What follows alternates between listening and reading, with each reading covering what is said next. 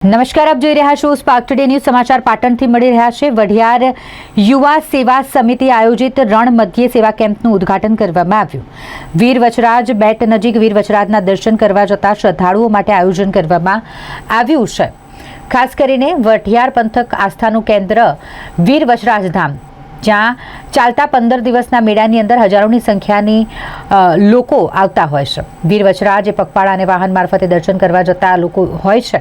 ત્યારે ચૈત્ર સુદ એકમથી પૂનમ સુધી 15 દિવસ લાખોની સંખ્યામાં ભાવિ ભક્તો વીર વચરાજના દર્શન કરવા માટે આવતા હોય. દર્શન કરવા જતા શ્રદ્ધાળુઓને રણની અંદર સગવડ મળી રહે, કોઈપણ જાતની તકલીફ ન મળે તે માટે વઢિયાર યુવા સેવા સમિતિ દ્વારા સરસ મજાના કેમ્પનું આયોજન કરવામાં આવ્યું છે, જેનું ઉદ્ઘાટન કરવામાં આવ્યું. વીર વચરાજ જતા શ્રદ્ધાળુઓ માટે જેમાં મુખ્ય મહેમાન તરીકે પાટણ જિલ્લા ભારતીય જનતા પાર્ટીના પ્રમુખ રમેશભાઈ, તેમની સાથે અન્ય મહાનુભાવોએ પણ હાજરી આપી હતી અને તમામની ઉપસ્થિતિમાં આ કેમ્પ શરૂ કરવામાં આવ્યો છે, જે એક લોકોની સેવા માટે કેમ્પ ખુલ્લો મૂકવામાં આવ્યો છે. વચરાજ દાદાના દર્શન કરવા જતા ભાવિ ભક્તો માટે રહેવાની વ્યવસ્થા, આરોગ્યની વ્યવસ્થા, જમવાની વ્યવસ્થા, ચા પાણી નાસ્તાની વ્યવસ્થા, તમામ વ્યવસ્થા અહીં વઢિયાર યુવા સેવા સમિતિ દ્વારા કરવામાં આવશે. વઢિયાર યુવા સમિતિના પ્રમુખ અમૃતભાઈ ચૌધરી તથા પ્રકાશભાઈની ટીમ સર્વે કાર્યકર્તા બહુ સારું સેવાનું કામ કરે છે અને વચરાજ દાદા જતા શ્રદ્ધાળુને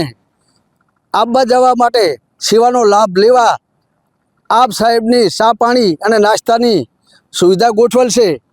તો તમામને હું જમવા સાથે બધાને તમામને વિનંતી કરું છું કે સેવાનો લાભ લેવા ડેલિકેટ તરીકે નાની ચંદુર તલાજી ઠાકોર, તાલુકા સદસ્ય સમી, તાલુકો સમી, કયા પક્ષના? ભાજપ. આજે સેવા કેમ્પનું ઉદ્ઘાટન રણની અંદર ઘણી જગ્યાએ લોકો કેમ્પ કરે છે. અંબાજીમાં હજારો કેમ્પ હોય છે, પણ રણમાં કેમ્પ કરવો એટલે લોઢાના ચણા ચાવા સમાન. શું કહેવામાં આવે? એક તો રણની અંદર આવા ઉનાળાના ધોમધકતા તાપની અંદર વીર વચરાજ દાદા પ્રત્યેની શ્રદ્ધાથી સમગ્ર ગુજરાતમાંથી લોકો પગે ચાલીને આવતા હોય છે. બહુ વિકટ પરિસ્થિતિમાં આવતા હોય છે, ત્યારે એ લોકોની સેવા માટે ખડે પગે રાત દિવસ સેવા કરતા સૌ યુવાન મિત્રો આ કેમ્પના માધ્યમથી સેવા કરી રહ્યા છે. એમનો હું ખૂબ ખૂબ અભિનંદન આપું છું અને ખૂબ ખૂબ આભાર પણ માનું છું. આ કેમ્પના આયોજકો ક્યાંના છે અને કોણ કોણ છે? ખાસ કરીને આ સમી તાલુકાની અને શંકેશ્વર તાલુકાની બોર્ડર ઉપર આવેલો વિસ્તાર છે.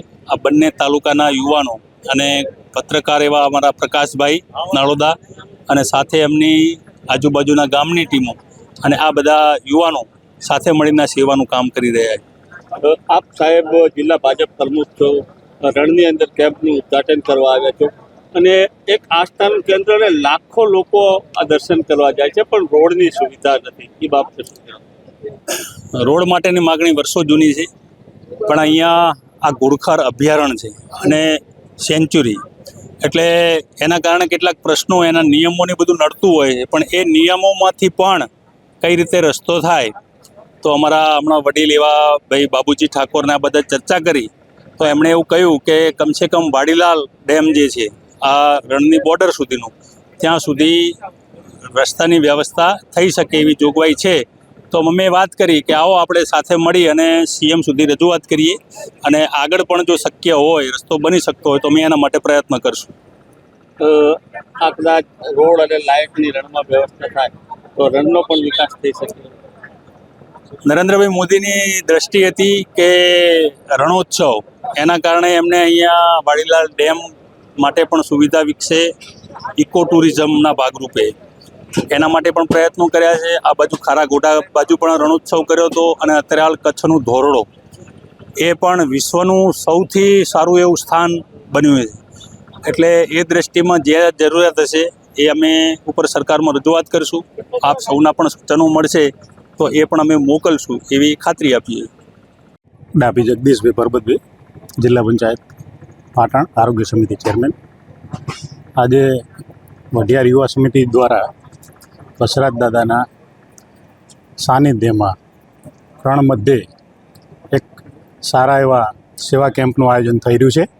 એમાં સર્વે યુવાનો અને સર્વે વડીલોનો ખૂબ સાથ સહકાર મળે અને પદયાત્રીઓ ભરપૂર પ્રમાણમાં આ કેમ્પનો લાભ લે અને આ સેવા કેમ્પના આયોજકોને સેવાનો મોકો આપે અને આપણે સૌ યુવાનો સાથે મળી સાથ સહકાર આપી અને કેમ્પને સારી રીતે લોકોને સેવા મળી રહે એ પ્રકારે વ્યવસ્થા થાય એમાં મદદરૂપ થઈએ.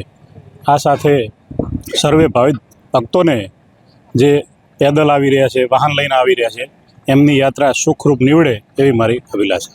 કેવી કેવી પ્રકારની સેવાઓ? અહીંયા સેવાઓમાં લોકોને પાણી, લીંબુ શરબત, નાસ્તા, જમવાનું, એમના માટે માની લો કોઈ બીમાર પડ્યું હોય તો એના માટે દવાઓ, બાઇકોની અંદર, ગાડીઓની અંદર કોઈ પંચર પડ્યા હોય તો એના માટેની વ્યવસ્થાઓ.